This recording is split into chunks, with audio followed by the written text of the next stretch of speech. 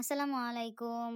আজকের ভিডিও হচ্ছে দাঁতের জন্য, যাদের চুল পড়তে, পড়তে মাথার টাক আরকি টাক হয়ে গেছে। আর যাদের চুল পড়তে, পড়তে আরকি বিশেষ ক্যারার হয়ে গেছে তাদের জন্য আজকের রেসিপি। হ্যাঁ? আর আজকের রেসিপিতে মাত্র ২ টা উপকরণ দিয়েই চুল পড়া একদম চিরতরে বন্ধ হয়ে যাবে ইনশাআল্লাহ। একটা হচ্ছে পেঁয়াজ আর হচ্ছে আদা। তোমরা দেখতে পাচ্ছ আমি পেঁয়াজটা ভালো করে ছুলে নিলাম। এখন হচ্ছে আদা পরিপূর্ণভাবে আমি খোসা ছাড়াই নাই। কারণ হচ্ছে আদার যে খোসাও অনেক উপকারী। যার কারণে আর এখানে আমি একটা নিয়ে নিছি হচ্ছে এই যে আলু যে কুচি, কুচি করে, এটার নাম আমি মনে করতে পারতেছি না। যাই হোক, হ্যাঁ, ছোটটা নিছি। ছোট ঘরওয়ালা যেটা ওইটা নিছি। কারণ বড়টা হইলে পরে খোসাগুলো একটু বড়, বড় হয়। যার কারণে মানে বেশি একটা রস পাওয়া যায় না। আর একদম ছোট ঘরওয়ালা এটা মানে একদম করার পর কুচি, কুচি করার পর দেখা যাবে যে একদম বাটলে যেমন হয় ঐরকম হয়ে আসছে আরকি। আর এটার উপকারিতা কি বলবো, আলহামদুলিল্লাহ। আল্লাহ মানে কি এটা ব্যবহার করার পর থেকে আল্লাহর রহমতে আমার অনেকটাই চুল পড়া কমে গেছে। প্লিজ তোমরা অবশ্যই ব্যবহার করবা। হ্যাঁ?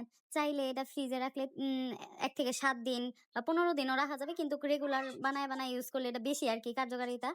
আর আমি এই যে একদম হচ্ছে ভর্তা-ভর্তি মানে একদম পাটায় বাটলে যেমন হয় ঐরকম হয়ে গেছে। অনেক রস হইছে ভাই, একটা পেঁয়াজ থেকে অনেক রস হইছে।